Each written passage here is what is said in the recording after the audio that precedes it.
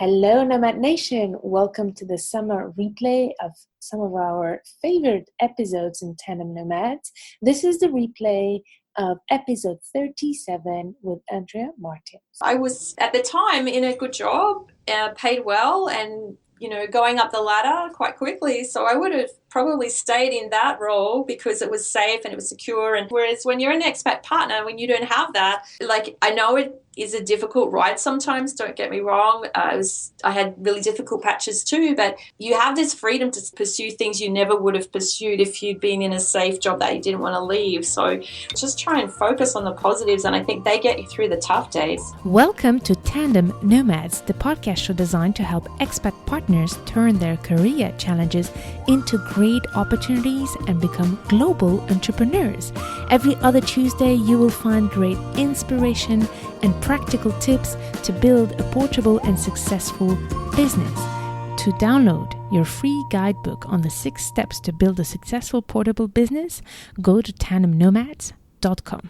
Hello, Nomad Nation. This is Amel Draghi, and I'm very excited to introduce you to Andrea Martins. Andrea, are you ready for the ride? Yes. Great.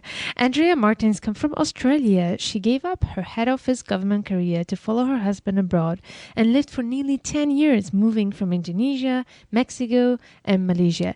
Today, she is back to Australia. While relocating with her husband, she started her fascinating serial entrepreneurial journey.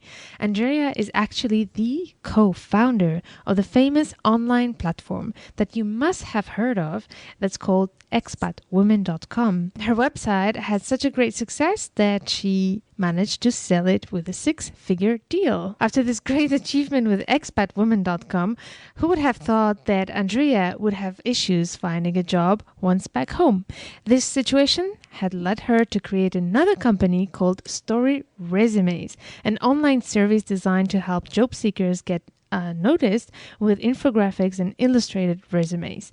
Andrea became, through the years, what she calls a startup addict and co-founded a third company called GreenSocks, which is like an Uber service for lawn mowing.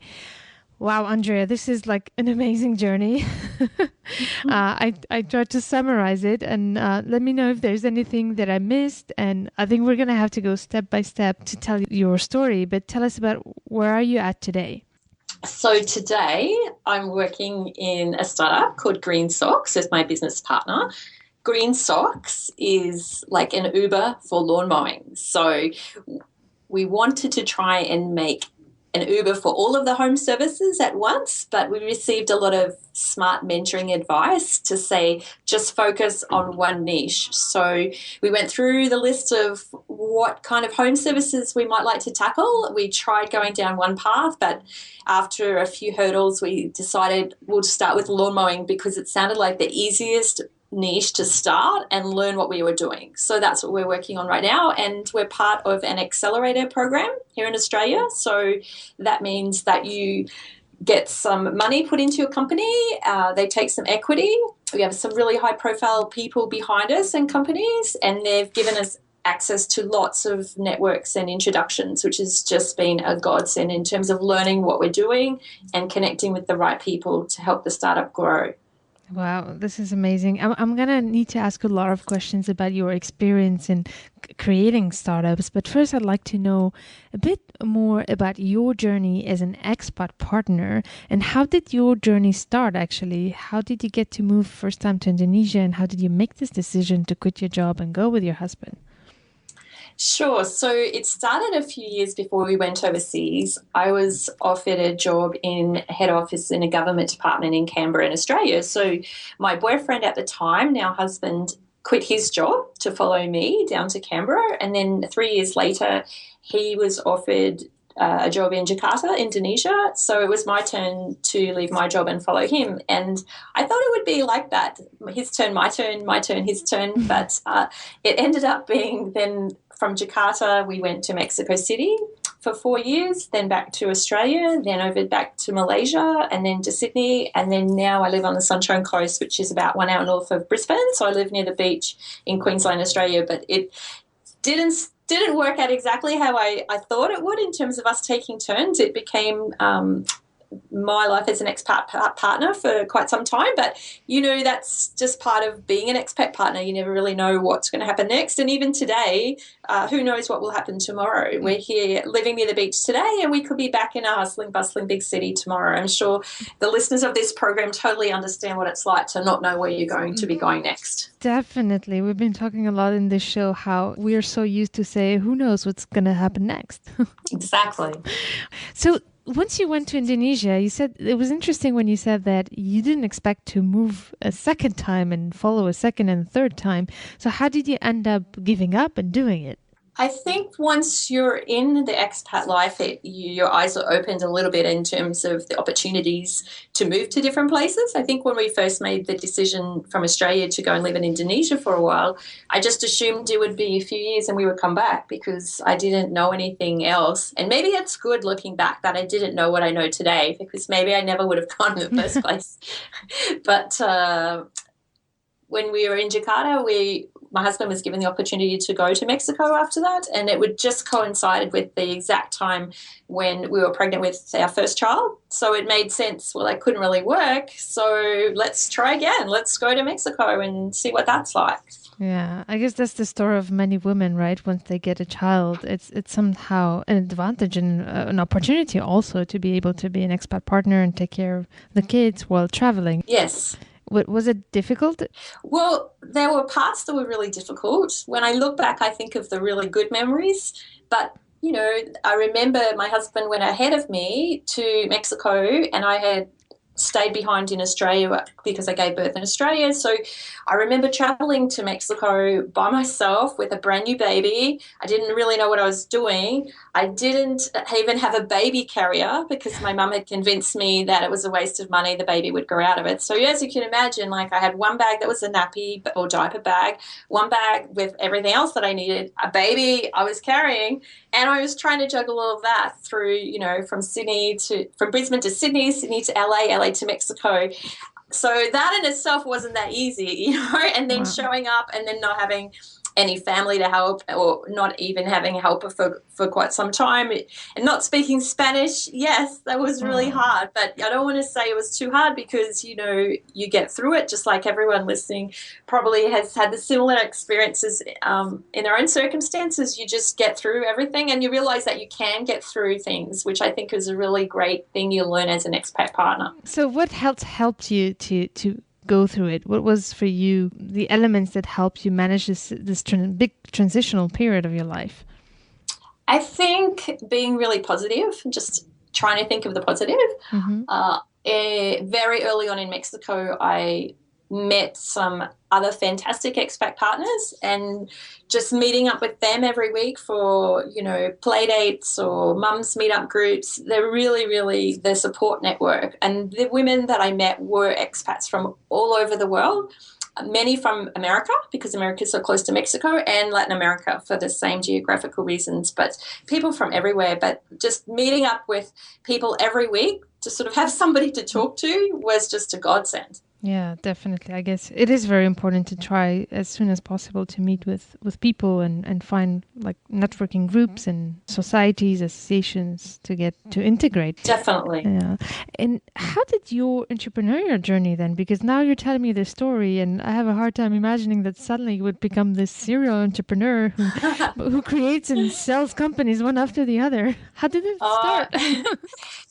Well, it was in our final year in Mexico, our fourth year, and we didn't know where we were going to next. My husband had a few options on the table, so I started researching different countries and what it would be like, and where to live, and schools and expat clubs. And what I found was that at the time there wasn't one central resource where you could find out all of this information and springboard from that one platform. You had to do the research for every city from scratch. So the idea was to make a central resource site and bring all of the information there as a jumping board. So if you wanted to move to a certain country, you knew you could go on there and find the expat clubs, the schools, and the local expat websites, because there are thousands of expat websites around the world, and some of them are very, very successful in the city or location that they're in, but knowing about them before you're in that city is difficult. So we were trying to just put everything into one site and also share stories from women that had moved.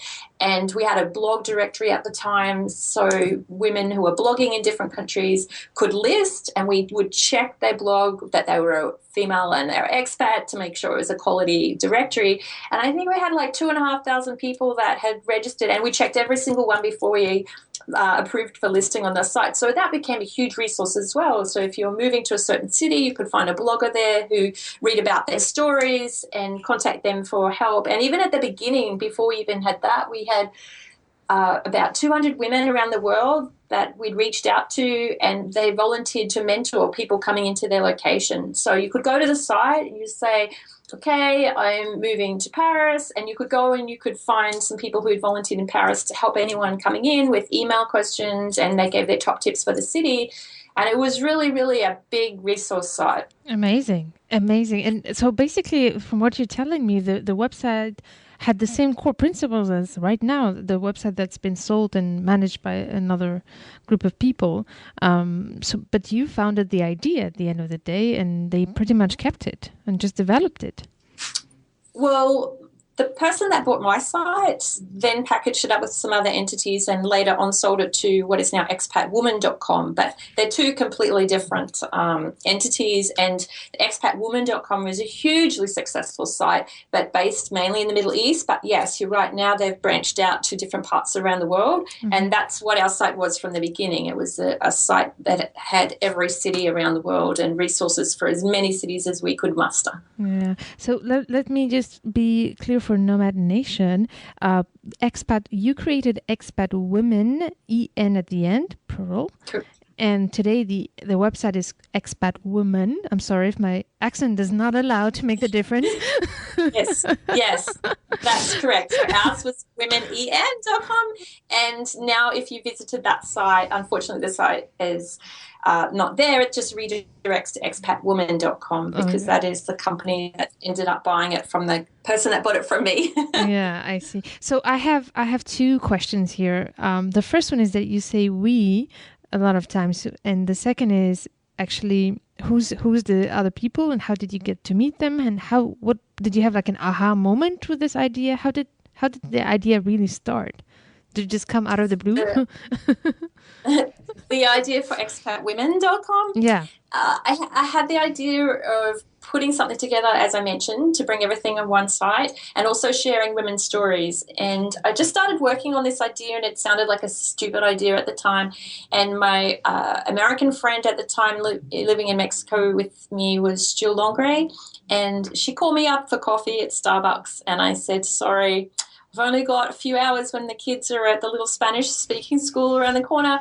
I really need to use this time on something else I'm just working on. And she's like, what are you working on? I'm like, I can't tell you right now. So anyway, next week, Jill calls me again. Okay, coming to Starbucks for coffee, Andrea? And I'm like, no, I can't tell you I'm working on this. She's like, you have to tell me what you're working on. So I took a leap of faith and told her, and I thought it sounded really stupid.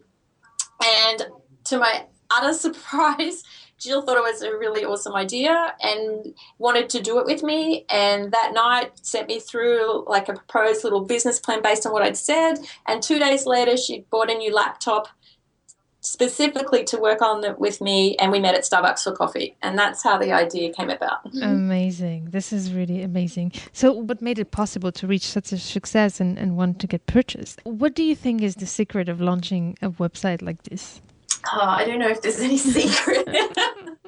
I was just trying to understand the elements for those who want to start their own business. It's not that easy. What are the things you think about when you start? Is it you just started with a computer and just find out how to design a website? Did you design yourself? Did you look for people who design websites? I guess at the time it was not as easy as now to just start a website, was it? That's right. Back then, it wasn't common that everyone was on a WordPress site, so and therefore you could manage it yourself. So we actually paid and contracted a Mexican web development company, and that cost whilst it's cheaper than the States or Australia, it still cost a lot of money because it took months and months and months to put the site together, because at the time of launch, the site was like 1,000 pages and we couldn't update that ourselves, which was also something I highly recommend you never fall into the same trap that we did. And back then it was a different time, but every time we wanted to make any change at all, we had to pay the web development company. So we ended up, after the development, having somebody full-time in that company working directly for us. And that person did all of the updates. But it was difficult also because when the updates weren't done correctly and you had to back and forth emails, can you please fix this? Can you please fix that? Whereas today, if you have a WordPress site or something similar, you can update it in an instant yourself, which I highly, highly recommend. I would not go down the track of outsourcing it all and being dependent on somebody else to update my site ever again. That's a very good advice, yeah. What about partnering with people? I know in my case, for example, I've always been wondering, how can you judge if a person is the right partner for you? Jill and I worked really well together. It's just unfortunate that her circumstances changed, so she had to step away from the site when it only launched for a year. So unfortunately, her circumstances prevented us from continuing to work together, but we did work really well together, and I think it's just partnering with someone who's as dedicated and passionate in what you're doing as you are. Do you think it's instinct, the choice that we make with the people we work with and start ventures? I think you just have to trust your own instincts, yes. You continued that until you came back to Australia with the expat woman? Yes. So we came back to Australia, repatriated once, then went back overseas, then came back again. But the second time we came back, I didn't think my husband's job would take us overseas again anytime soon. So I decided to put expat women on a break and pursue other things. And really it just sat there on a break. The resource site was there, but I stopped taking sponsorship because we were always supported by global sponsorship cuts every year from companies like HSBC, Barclays, Server, Relocation, Clements and more. So I stopped taking sponsorship money and just left it there as a resource for people to use. And then after that, sometime I was getting some different offers to buy the site, and the right offer came along and I sold it. So wow, amazing. This is really great. Did you have any experience before in entrepreneurship, or did you just learn on just learn. Wow. Learned as I went, just like I'm learning today. I don't think you know everything ever. There's always more that you can learn, and everything on the internet and to do with technology changes every day, so you have to keep up all the time. I was quite surprised to realize that you did have issues finding a job when you came back to Australia and when you sold the website. So can you take us to that time where you came back to Australia? Yeah, that was really interesting because whilst what you said is exactly true, the very first week I was back, I saw something on a LinkedIn group I was in, and I reached out, and the next thing I knew, within days, I had an interview for a senior job at one of Australia's largest telecommunications companies. And I was shocked because I thought, I've been out of the country for so long. I can't believe I have this interview so fast. So I went to the interview, and I had the phone interview, which went well. Then I went to the in-person interview with the panel, and I thought, that really went quite well. But afterwards, the feedback I got was that I didn't get the job, and I quote, because you move too fast and you would try to get too much done here. Wow. I couldn't believe that you wouldn't get a job for that reason. So that really threw my head into a spin as to how can you not get a job if you think you're going to do really well and try really hard and get stuff done. But it was different, I suppose, because you are used to moving really fast when you're running something for yourself, and then being in a different corporate setting, I think they were just scared that I wouldn't stay because I was getting a lot done and might get some roadblocks, because I then heard that the guy they had employed before me, he didn't stay very long because he was also an entrepreneurial type who moved really fast and got frustrated with their red tape. So I think they were looking for somebody who would be really patient with red tape. So after that happening so fast and my confidence was really high, I then really struggled to get interviews because, and I totally understand why, because I had worked as a recruiter at one stage when I was in Indonesia. I hadn't had a proper job working for anybody else for such a long time that I'm sure that my resume wasn't even given more than 1 minute glance by recruiters because I'd been out of the workforce for so long and no one could really think out of the box as to, oh, well, but she could do this and this. So that's when I thought, you know what, I'm going to tell my story in a different way. And I outsourced my story. Like I came up with 10 slides, like 1 sentence per slide about my story. And I found somebody on Elance to actually illustrate each slide to tell the story and make it visual and interesting. And then the strangest thing happened after that when I started putting in for jobs. People kept calling me. And the weirdest thing is, like, literally every time I put that resume in, people would call me. And when you then get called and asked about the jobs, you find that the jobs that, you know, when you were missing out, you're like, oh, but that would have been perfect for me. Oh, no, they don't understand. And then when you actually start getting called, you talk to the person about the job, and it ended up being me saying, thank you so much for your call. I'm sorry, I don't think this is the right fit. So we actually realised that all the jobs you missed out on, you probably weren't the right fit for. You didn't want to work there anyway, because when the table had turned and people were calling me, we'd have a conversation, and then I'd realise that's not really what I want to do. So, but I did find a job that I was able to do from home in between school hours, marketing, which I enjoyed, but I just kept eating in my head about what if I could help other people get noticed in the workplace as well. And so that's when I created Story Résumés in terms of infographics and illustrated resumes to get noticed for getting a job. This is really amazing story. It's and you know, we had an episode about resumes and the importance to write the right things, especially as expat partners. It's very difficult sometimes to fill out those blanks that we have, those gaps in terms of years of non-active years, etc. We talked a lot about content, and I also like that you bring out the importance of the format and how it looks and the appearance of a resume. And look how many people called you just because your resume was attractive and interesting to read and didn't bore the people who were reading it. And in that way, Story Résumés has really helped, I'm sure, a lot of people. You're still doing that with Story Résumés? Yeah, well, that just sort of sits there, and if anybody wants one, definitely action it. But I didn't actually put a lot of money into marketing it. And then the problem with, you know what kills a really good idea is another really good idea.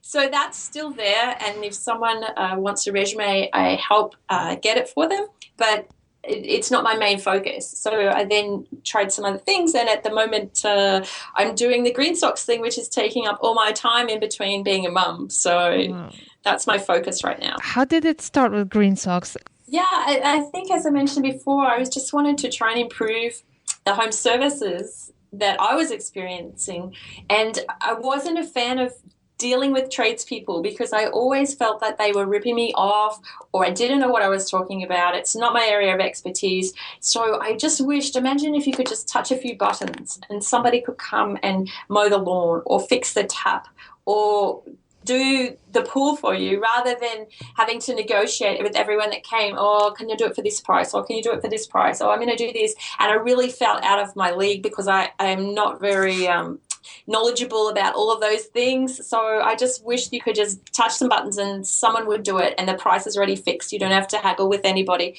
So that's sort of where GreenSocks started. Amazing. And did you have like a platform where you could learn how to start a startup, how to find funding? Because you've been funded, right? We've got a small amount of funding as part of the accelerator program. Okay. That's right.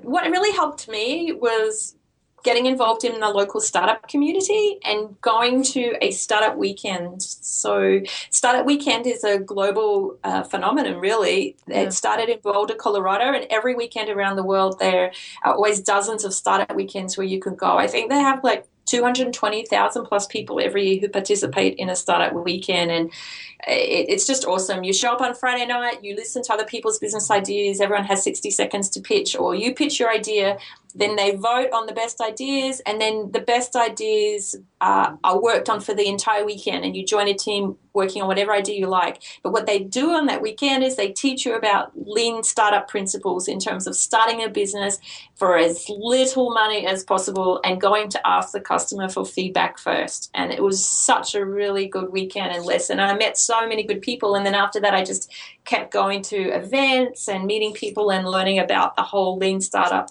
philosophy. Wow.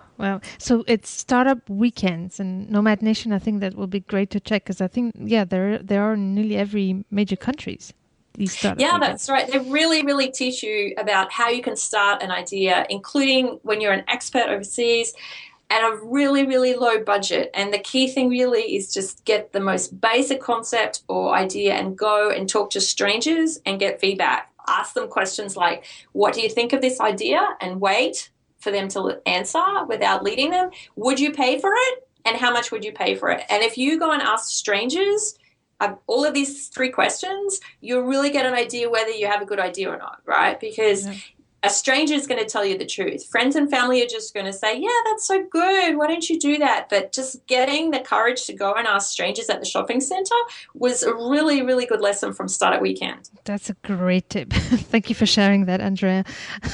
And I would like to talk now about your experience abroad. It's an amazing entrepreneurial journey, and I think I could spend hours talking to you about this and getting more about your experience as an entrepreneur. But I also want to know how you combine this experience as an entrepreneur with your experience abroad and living abroad. So how was it for you adapting to these different countries that were so different from your own culture, like Indonesia, Mexico, Malaysia, so different? Did you have was there any major culture shock that you experienced, for instance? I think there's always a level of culture shock, but if you're a really positive person, I think you just find the best parts about where you're living and really focus on those. Yeah, that's for sure. But is there like one thing that was particularly difficult for you? Speaking Spanish. Did you learn Spanish by the time? Of course. Wow. I had to learn Spanish, but I didn't realize how integral it was to day-to-day life until I showed up. Amazing. Do you think that you would have become this entrepreneur of today if you didn't go into this journey of being an expat partner? I don't think so, because I was, at the time, in a good job, paid well, and going up the ladder quite quickly. So I would have probably stayed in that role because it was safe and it was secure, and I could see my savings going in the bank every week, and my travel fund was growing all the time. Whereas when you're an expat partner, when you don't have that, like, I know it is a difficult ride sometimes, don't get me wrong. I had really difficult patches too, but you have this freedom to start again or start something else or pursue things you never would have pursued if you'd been in a safe job that you didn't want to leave. So whilst there's really tough times, there's some real positives too. So just try and focus on the positives, and I think they get you through the tough days. Definitely. Andrea, you're a perfect example of my motto, which is turn the challenges of relocation into great opportunities. And you did it. And many, many more women before me, like truly. I'm definitely no one special. There are so many amazing women I met on my journey. And when I was running expatwomen.com, every single month we would interview an expat woman abroad who had started a business abroad. And some of my favourite stories I hope might inspire as well. So Toma Haynes, she's an American and she's lived in a few countries in Europe, and she started the Antique Steva, and it's a really, really awesome idea that she's had success with in terms of taking people for tours of like antique markets and things, and now she's got people doing tours in different cities. And I know there was a British lady I interviewed once who loved these little Fiat cars, and she bought like half a dozen little Fiat and painted them all different colours. And it was in an Italian city. I can't remember where, but I know that she ran these little tours. So she would, like, the 6 cars would like go out together every day on a tour, and you'd have like the tape recorder inside playing the commentary, but you'd go as a group. and then you'd stop for coffee or lunch or whatever as a group. So it became kind of cool because she said every time they'd go down the streets, people would be waving because it was so cool seeing all these little different coloured Fiats. And it was just such a cool idea. And look, so many women, we don't have them on the site's not there anymore to see, but we just had this treasure chest of awesome stories of women starting their businesses abroad. And we had one category for women who were running companies that were turning over $1 million or more, and they had another category for women who were really just starting in their first couple of years. And it was so inspiring listening to these women when you would interview them. Definitely. I agree with you so much. And this is how actually the whole idea of Tandem Nomads started, is when I realized how many amazing women are out there that should have the spotlight on them, because they can inspire us, all of us, to do the same and grow with our own personality and path and ideas. But at least we know it's possible. And there's so many, I love the diversity of solutions there is out there to create a path and success for ourselves. Absolutely. Is there one advice that you would have for Nomad Nation in order to, be able to build a portable business while moving from a country to another? Because it comes with some challenges also, not having a stable, company in one country. Is there any tip you have in that respect?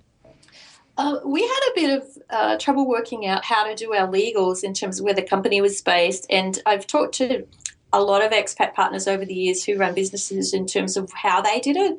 And I think probably one tip that I would have for that is, if you are going abroad and you're not sure what you're going to do, I would recommend starting a business entity in your home country just in case you need it when you go overseas, because every country is different with the rules, and the businesses women were running were different. Some of them were just sitting at home running a business. Some of them were out on the street being very public, and so there's sort of different expectations, I suppose, as to where their company needed to be set up. But the women that did set up a company structure before they went overseas and then could use that whenever they were doing their business, they seem to suggest that was much better than the women that I spoke to that were struggling to go through local legal systems to set up companies. So I'm not saying which is right or wrong, whichever country you go to, but there did seem to be a strong trend to set the company up before you left, just in case. And I wish I had done that before I left. Definitely. I agree with you. Thank you for bringing that up. And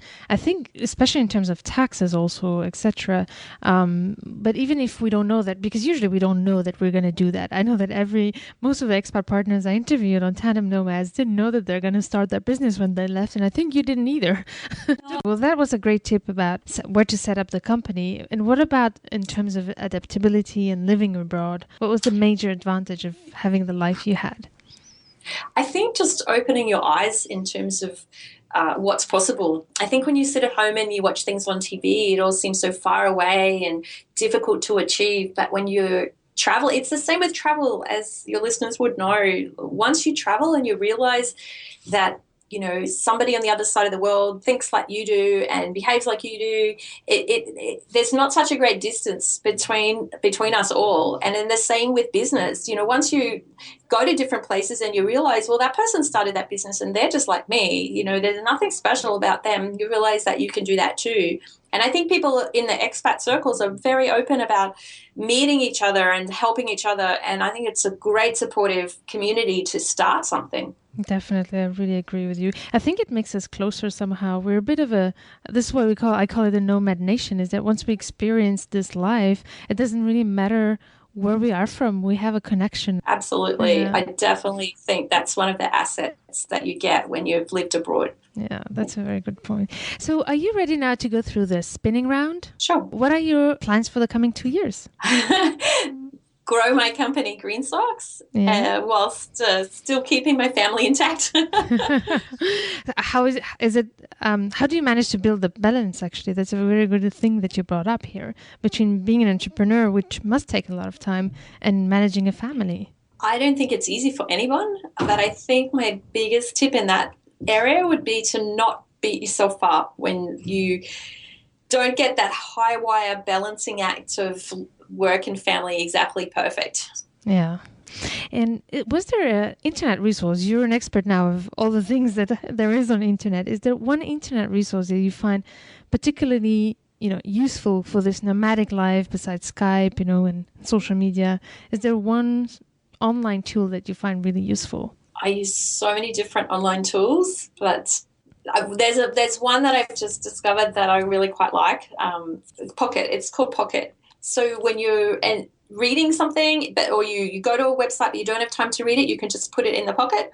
And I know there are other sites that do that as well. I've tried some of the others, but I just don't like them as much as I like Pocket. So I know one thing I did years ago was email myself every time I found something interesting to read. And my emails got so out of control because I never found time to read things that they clogged up my inbox and made it mentally overwhelming. And I remember one year I actually just took a really big decision and I deleted the whole years before's emails, and thousands of emails just disappeared. And you know what? I never missed them. I never looked for them. I realized that I didn't need them. So now, like, rather than emailing myself if there's something to read, I'll put it in the pocket.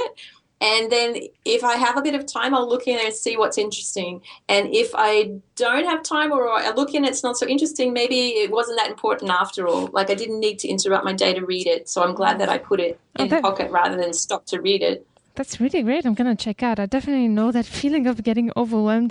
There's so much content out there that we want to read, and sometimes it's just too much. Yes. So I'll definitely check out Pocket. And is it like Evernote or something like that? I've not actually used Evernote, but I know there's multiple companies that do that kind of a system where you can save it for later. I just like the interface with Pocket. Yeah, that's very good. I'll check it out. Thank you for that tip. And is there a book you would recommend for Tandem Nomads? Yeah, I find it hard to narrow down just to one book. Well, we put a book out. You can give more than one. We put a book out, Expat Women Confessions. Oh. So that was based on the confessions column that we ran on the website. So it's 50 real life questions and answers, to what women were writing in about at the time. So I wrote that book with Victoria Hepworth, who volunteered to write it when the site was running, and she's a trained psychologist. She's currently living in Dubai, and she's lived in multiple countries. But there's a definite book for the reading list if you haven't. Here we go. Expat Woman, and you forgot to tell me about it. Yeah, I forgot all about that. So that book you created, when did you put it together? That book launched just a couple months before I left life as an expat. So that would be 2009. Okay. So it's Expat Woman. No, 2011. Yeah, 2011. But it's still totally relevant because it's nothing that would date. It's just questions and answers about living abroad and things women would write to us about. Like, it's amazing some of the things they would write into us about, but they wouldn't. You could tell they hadn't really talked to their friends or family about it because they didn't know who else to ask without looking like they were dropping the ball. And really, when you see so many emails that have a similar thing, you realize that we're all so scared of the dropping the ball. We don't always share what's really going on. So that was a really, I think, useful channel at the time for women to say, hey, this is going on. Can you give me some advice? So, yeah, if that's of interest, yes, there's a book about it. Definitely. Well, I'm definitely going to check it. Expat Women Confessions. And I like the title. Thank you. Great. So if Nomad Nation wants to reach you, what's the best way to find you? Yeah, well, I'm on Twitter. So my handle is Andrea Expat, Andrea Expat. That's probably the best way to reach me. I'm on LinkedIn as well. But if you reach out to me on LinkedIn, please can you write me like a message, because I find when you get all these random LinkedIn requests, you don't know who they are. I just leave them. I don't know the people, and they've never written to me. But I would be more than happy to help anybody that tweets me or writes me a message on LinkedIn. That's very nice. And I would like Nomad Nation to also check out your website, both your websites of the Résumés. Yay. And Yay. could you please give us your links to your two websites right now? Yeah, sure. So GreenSocks is probably not very relevant if you don't want your lawn mowed in Australia right now. But what we do have on GreenSocks, and that's GreenSocks.com.au. One of the blogs I run on there is a startup journey blog. So it talks about our experience like week by week in the accelerator program, the people they brought in to talk to us, what we learned from these people, what else we've been doing, and learning from mistakes we've made or things we've done right. So if starting a startup is interesting to you, jump on the site and check out the blog, because we try and be as open and honest about everything that we're learning in that. This is so interesting. And the Story Résumés is just StoryResumes, storyrésumés.com. Okay, so if you're interested in your help to get a very attractive resume that gets people to call us all the time, we'll go to storyrésumés.com. Thank you. Great. Thank you so much, Andrea. I'm so happy you came on the show. Thank you so much for inviting me, Emil. Nomad Nation, I hope that you enjoyed the great insights of our guest today. If you did, please make sure to share it with your friends. See you at the next episode, and stay tuned to turn your challenges into great opportunities.